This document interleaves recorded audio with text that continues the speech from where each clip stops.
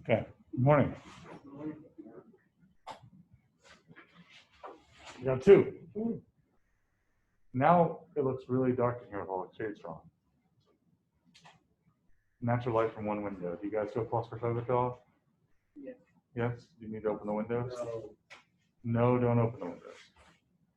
General vote. Okay, we'll try to make it as easy as possible here. If you need to move up front or if you want to sit elsewhere, it's fine. Right? Just want to make you guys feel comfortable. How was the quiz? The quiz on Sunday. Monday through Friday to Sunday. Was it hard? Not really. It's pretty easy, right?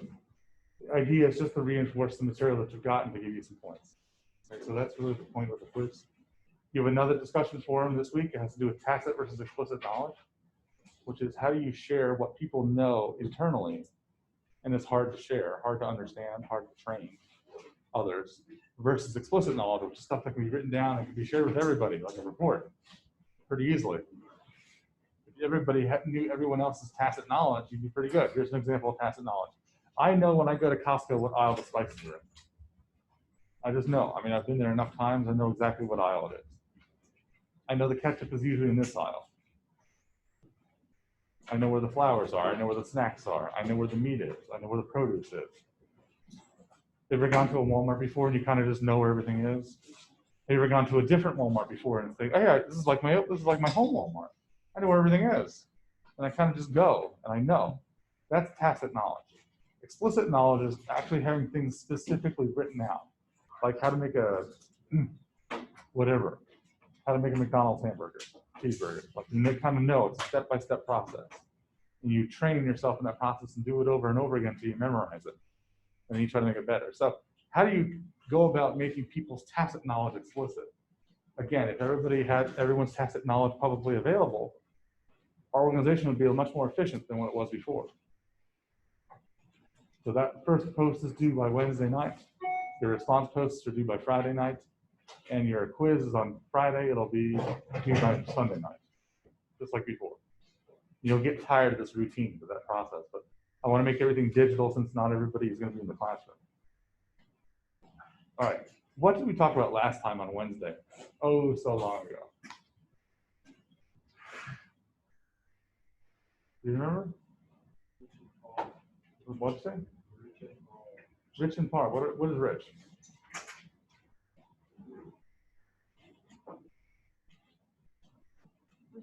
Respect, integrity, confidence, yeah, and honesty, right? What were those? Core values. Core values. What's a core value?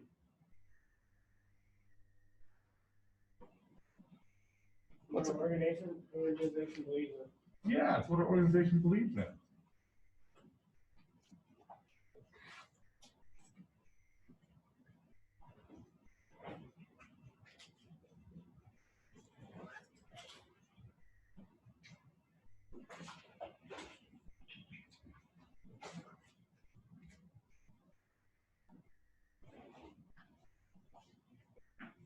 Who noticed? I started putting all of our videos up on YouTube. I started linking them to our Moodle site so you can go in and find them and watch them that way. And I just realized over the weekend that everything I write on the wall from this camera is recorded and put on YouTube, and it's backwards. So it's like, well, so you'll get the idea. I haven't figured out how to turn a video backwards yet, but I'll get there. Right, so those are our core values. Why it's a core value? It's a value that we espouse. This is important to us. We want you to know that we're going to have honesty, even if it's bad news. It's going to cost you $2,000 more. Right? Or it's going to have respect for one another.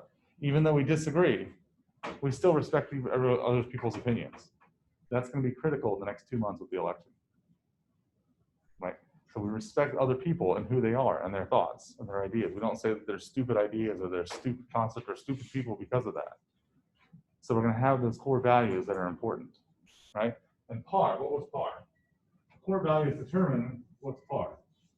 P was prohibited. A was acceptable. R was required. What's the you have to do, it's okay to do, and what can you absolutely not do. And those core values are there. We're going to cover 4 more core values today. I'm going to call them Cs. C-I-E-S. So not the letter C, but these are Cs. Cs are things that we do for our customers, that we do for one another. These are parts of the organization that are kind of tacit. We don't go about explaining these things, but they're always there. Okay, it's about how we act. And they're hard to define. But these C's continue to help us, drive us to become a better company. And so today I want to talk about those C's with you. Okay. This would fall under the category of our leadership. Our first C is whenever there's a problem, we deal with it with urgency. You ever have a problem and you call a customer service line and you feel like you keep getting bounced from person to person? And you're like, these people aren't taking it seriously. Sorry, I'm in the wrong department. This is not their job, etc. So a degree of urgency, doing things today, right now, doing things at the moment. So there's our urgency. Our second one.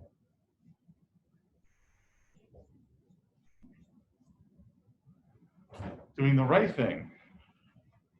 Doing things really well today.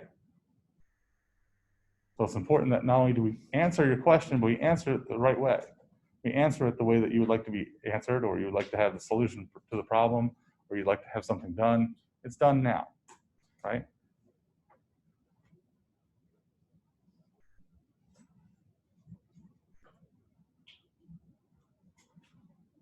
Treating you with respect. So you see how it comes off the core values? Kind of time to you, decency.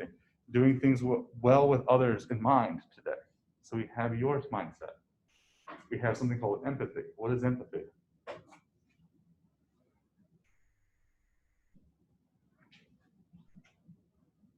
Empathy is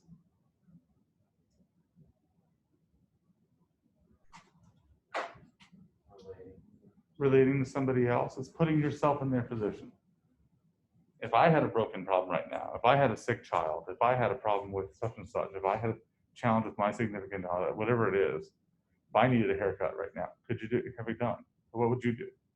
And putting yourself in their position, so that having the decency, doing things well with other people in mind. And then the last one,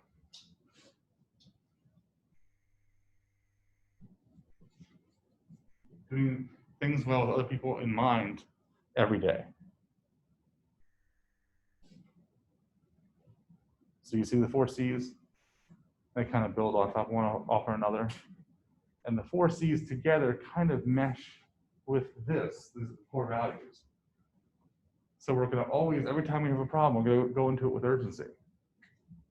And then every time we have a problem, not only with urgency, but we're going to go into it with competency. Let me move the camera so you guys at home can see this. Competency is we're going to do it well. We're not just going to give you an answer and just kind of turn our back because that's what we said with urgency. We're going to give you the right answer. And decency is doing it with other people in mind. So empathy, how I feel if I was in that role. I bought a $400 product and it was broken. Didn't work, where I was missing. Let me stop and tell a story. Last Christmas, my wife had this great idea about going to Walmart and buying a play set for my kids. So we bought a play set for our kids, and it's one of those wood structures you put together, a swing set with slide and a little balcony and what have you.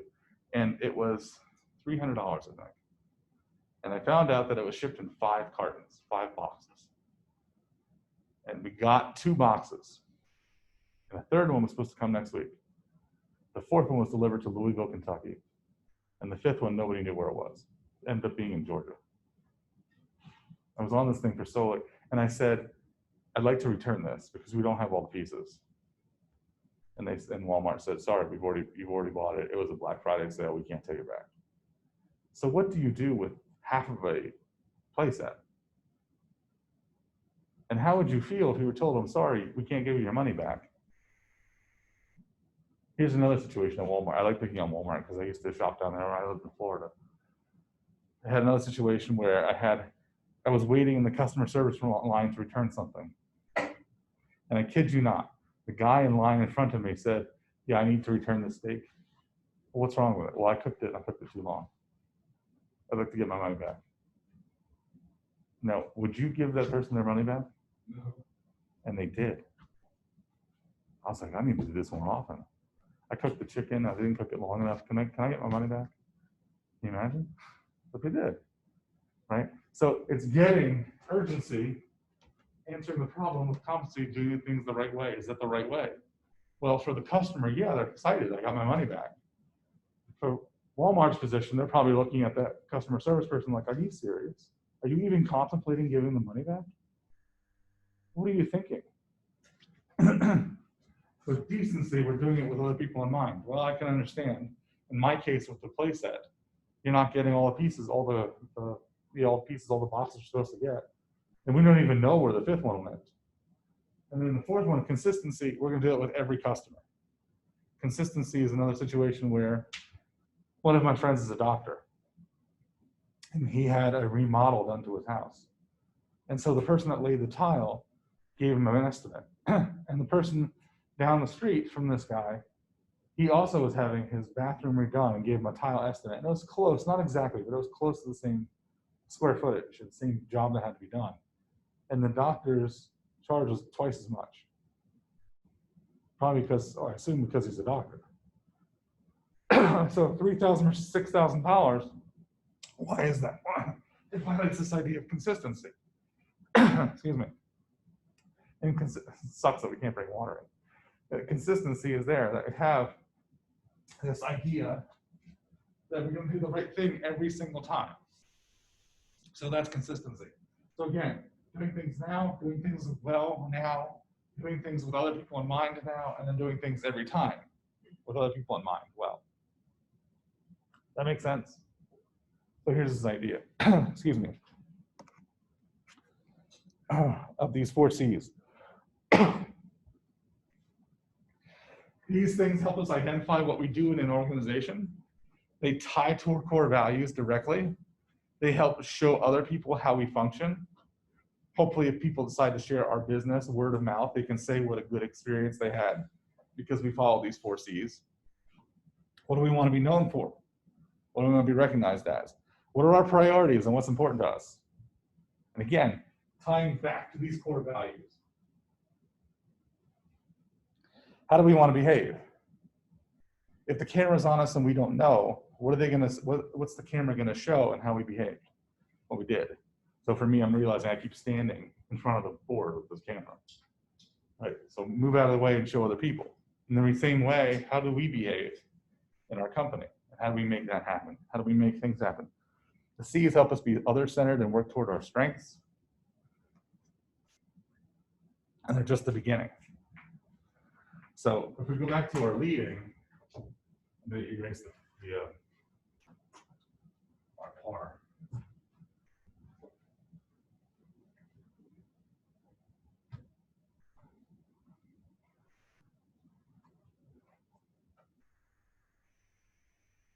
It helps us with our vision, helps us vision casting, which is showing other people, this is where we're going to be 3 years from now, this is where we're going to be next week, this is where we're going to be next month, this is what we plan on doing. And making it, I taught leadership Johnson County over the weekend. And I heard foresight in business is being able to explain a clear vision tomorrow in terms that people can understand today. That's vision casting. Vision casting is when I asked you, when you retire, what do you want to be known for?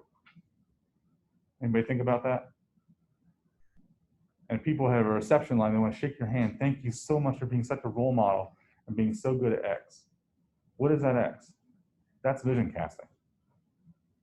I want to be a really good consultant. I want to be a really good writer. I want to be a really good cyclist.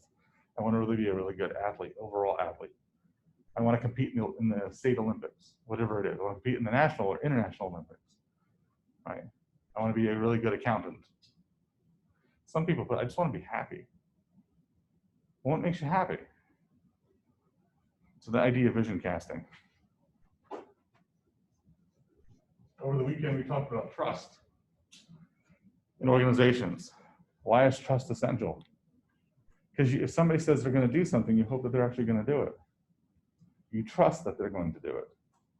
And the same thing, people should be able to trust you, that you've got their back, that you'll be able to help them in a situation, right?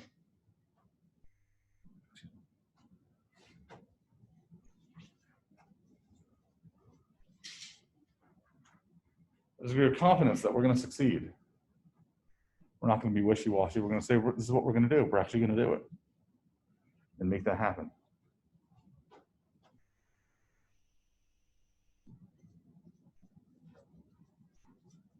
We're going to build trust with other people and help them grow and improve our relationships. So in the event that we have a problem that we need help with, other people are willing to help.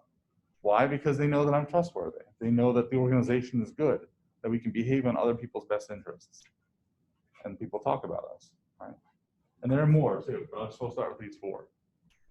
But there are reasons why we do this. Now think about, let's put ourselves in the role of Chick-fil-A. Okay, so as Chick-fil-A, do they follow these types of things? Do they have decency? Yeah, do they have consistency? Do they have competency? Right? And would they have urgency? Urgency is amazing. I don't know how they manage to get people through the lot so fast.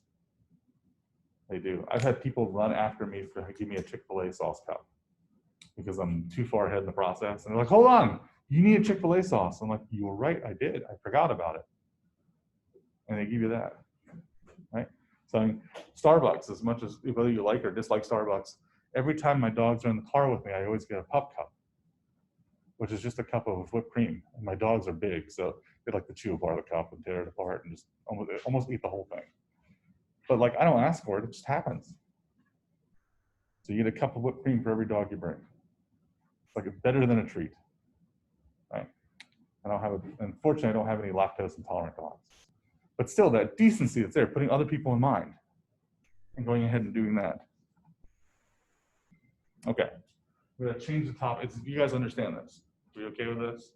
How an organization functions on the inside, how it's tied to core values. And these are not the only core values. Like we mentioned last time, Franklin College has different core values than these. But still, how we act, if I can put that here, these C's are really how we act and behave.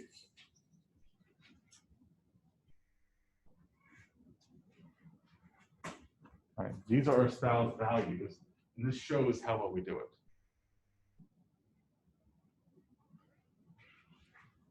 Okay.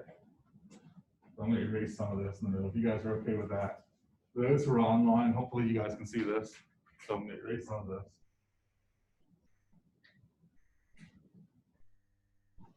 All right.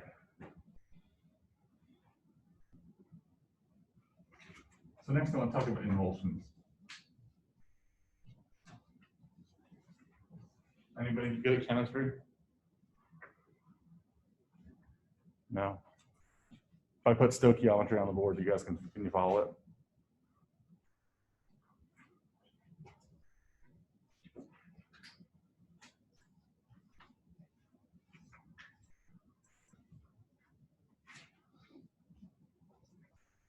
Remember this?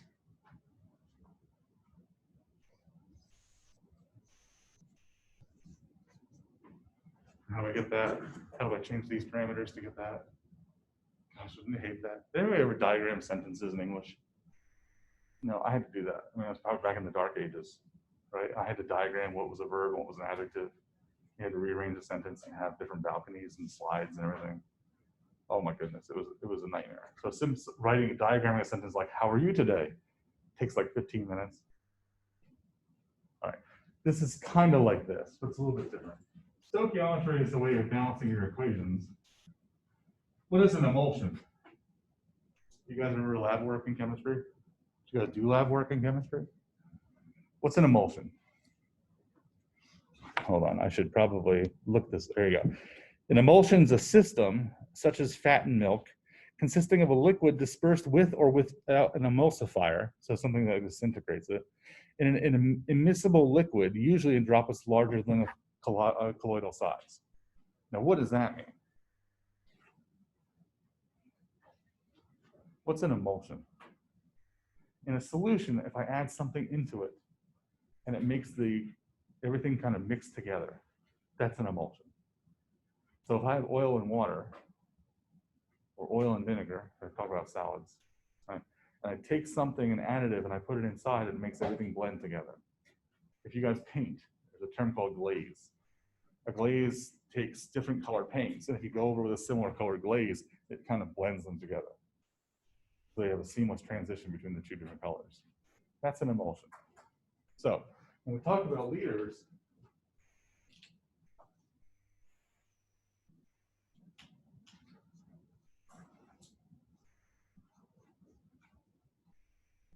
as a leader, how do you make yourself an emulsion?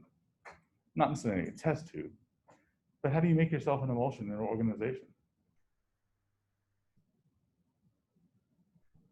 How does that analogy work?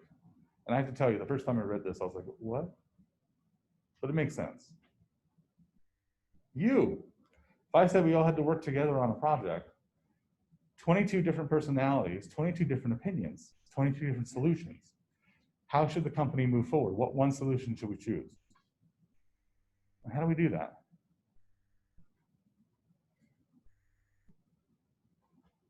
So if I have 22 different solutions,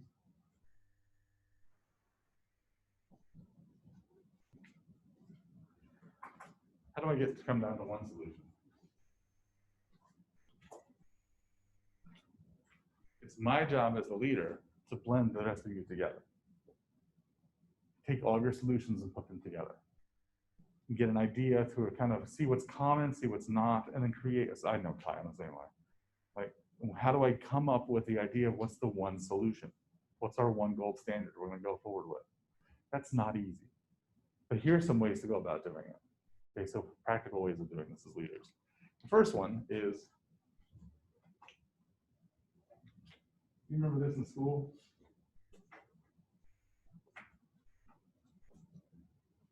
Take a concept and compare and contrast. What does that mean? Well, what do those instructions mean? Compare and contrast the story with another story. We're going to compare the two stories and find out how they are similar and how they are different, right? We're going to take the solutions and figure out what have some common elements. So if I said, should healthcare be free? If we were an organization that was going to lobby against Congress that healthcare should or should not be free, what do you think? Different people are going to have different opinions. Let's find those common threads, those common elements, and tie them together to create somewhat of a solution. We can fight about the details, but if we have the common themes, a lot of those, what we take into consideration is probably fairly central to all of us. For example, should everybody have access to healthcare, paid or unpaid? Probably. I could tell you 6 weeks ago when I put my hand through a window, I wanted healthcare. Right? So I mean, there's probably some degree that we want to take care of other people. Now, how we go about paying for that, how we go about getting that taken care of is different, right? But we have that comparison and contrast. Here's another one. This is a big one. Keep this one in mind, okay?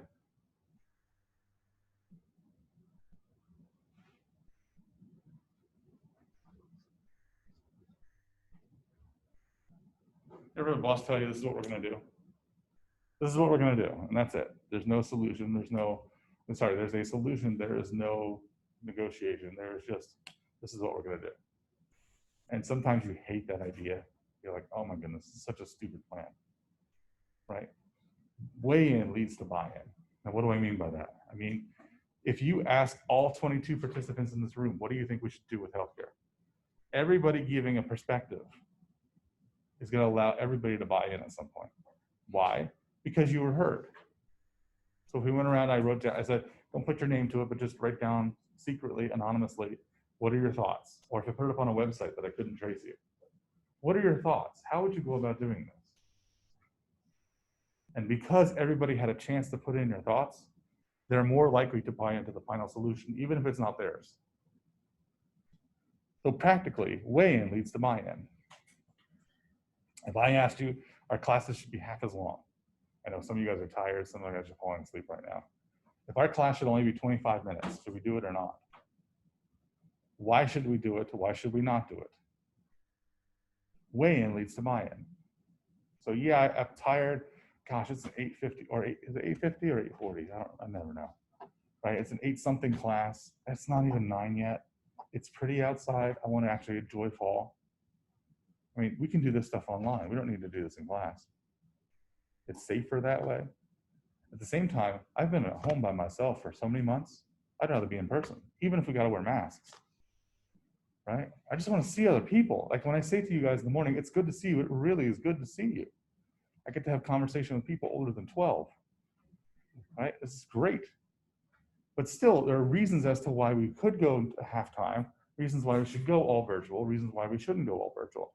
Because everybody brings in their perspective and it's heard and not talked over, then we kind of have more of a tendency to buy into our final solution instead of being told you're going to be here Monday and Wednesday in person and Friday on virtual. And I don't care. I'm just following the edict of the college, just as an aside. Right? But here, just the idea that if the more people that I get feedback from, the more likely we're going to get one solution, even if it's not your solution. So sometimes we need to have emulsion. Sometimes leaders need to identify the strengths of others and capitalize on their abilities. Did we talk about that in here? The strengths of everybody. Everybody here has different strengths. I'm sorry, I teach so many classes and I overlap some concepts, so I forget which ones I teach in and which one I didn't. Everybody here has strengths. Some people are stronger, some people are faster, some people are faster thinkers, some people are puzzlers and they can figure out a complex problem. Some people are good at talking, some people are not. Some people are really good at writing and some people are not. Some people are really good at kind of leading a group together as an activity. Hey, let's put a presentation together. And some people are like, I'm just going to go research this one topic and tell you what I found, and then you put it into the presentation. So we all have different skills. We all have different things. Some people are handy with tools, and some people are horrible. My pastor announced on the weekend that he can't even change a doorknob. I'm like, dude, I've changed like 5 doorknobs in my life. I don't feel you have to be trained for it. But he messed it up somehow. So some people have different skills. What do you focus on when you're working? Do you focus on your skill, what you're good at, or what you're not good at? You should focus on what you're good at. Why were you hired for the job to begin with? Because of your skills, because of your background, because of your expertise. So why would you focus on things you're not good at? Sorry, I'm getting old again. Or maybe going through puberty, I'm not sure. Second time, right? So this idea that we try to focus on things that we're good at. So what should we do with the things we're not good at? Just not do them? Sorry? Work longer? Work harder? It's okay to improve yourself. There's nothing wrong with that. But let's say you have an annual review and they say, you're really good at these 5 things. You're really terrible at these 2 things. That's the way most reviews work. So what should you do with those 2 things? Improve? Even better. Wouldn't you be better off if you, so the average person from a study in 2015 uses their strengths at their job 20% of the time. So what if you could use the strengths at your job 80% of the time? How would you feel about your job? I mean, that's not work for me. It's easy, it's fun. Maybe not every situation is fun, but still, I'm really good at talking. I'm really good at sales. I would love to do sales all the time, but instead I have to do paperwork and training. So what do you do with those things you don't do well? Give them to somebody else. Delegate them to somebody else. How many people here are good at math? I've got 2.5 people. How many people here are really good at presenting? Public speaking. Got, again, 4 people, right? Can you imagine if you delegated those things that you hate to other people who are good at it? Can you imagine if your job was just presenting all the time, public speaking? Would you enjoy it? It'd be pretty fun. I get to connect with people and have relationships.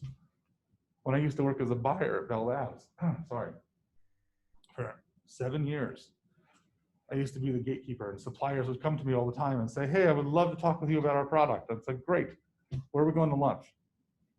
And they would always take me out to lunch because they really wanted the business. But you get to know people and their families and their ideas and their concepts and their political behaviors and everything, where they're going and their just all details over time. And so I could call up somebody and say, hey, Nick, would you mind coming over sometime? I need to talk to you about this product. How are your kids doing? Oh, they're fine. Did they start school yet? They just started. Did they like it? So far, but they're really scared about the whole coronavirus thing. And you start building those relationships. So if you could say, hey, you know what? I hate to bother you, but I need 14,000 of these products today. Can you deliver?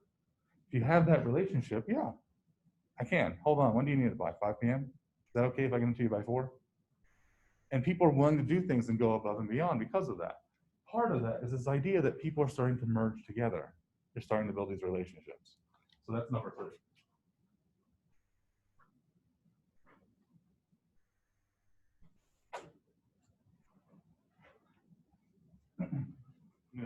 This is an important piece of advice. So this is not Professor Chris Lemon, this is Dad talking. Okay? Keep this in mind.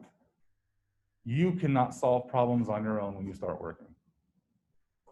I'll say it again. You cannot solve problems on your own when you start working. Different people have different perspectives and different pieces of information to solve your problem. So start making friends with as many people as possible, even if it seems like, I don't really trust this person. I don't want to know them that well, but I need to at least know them on a professional level. Start making friends. Why? Because that way you can ask other people, how does this work? Hey, what happens when this happens? How do we process any payment we get from suppliers or vendors from accounts payable? And whatever the problem is that you need to solve, do it with the help of others. Very rarely will you have all the information yourself. Usually it's contacting somebody else. Right? I had a friend down the hall when I worked at Bell Labs in 2001 when the World Trade Center fell. Since we just celebrated that last week, it's an appropriate story. And I couldn't get to a TV to see what was going on. So I went down the hall and said, hey, can you turn on the TV? He's like, for you? Sure. What's going on? So I explained the whole thing to him, and we were both standing over this little black and white TV at his desk. But the only reason that happens is because I had a friend. We talk about coffee, we talk about wine, we talk about whatever in the past. And so you start doing that, you start building these relationships. Same thing with your followers. Be the emulsion that gets everybody to kind of blend together. Everybody here has internal motivators. Some people are competitive, some people have achievement, some people want to learn, whatever it is. Get to know those things. So not so that you can press buttons, but just so that you can get to know people really well. Hey, they're very competitive. Going to a competition, I know I can count on that person to be competitive. All right. That's emulsions. Getting the right people on the bus can multiply strengths and effectiveness. Teams and people can do more than just individually. All right. Quote from the book, page 36. When a manager can recognize good, unique talent and anticipate good, solid, unique traits, someone putting together a team.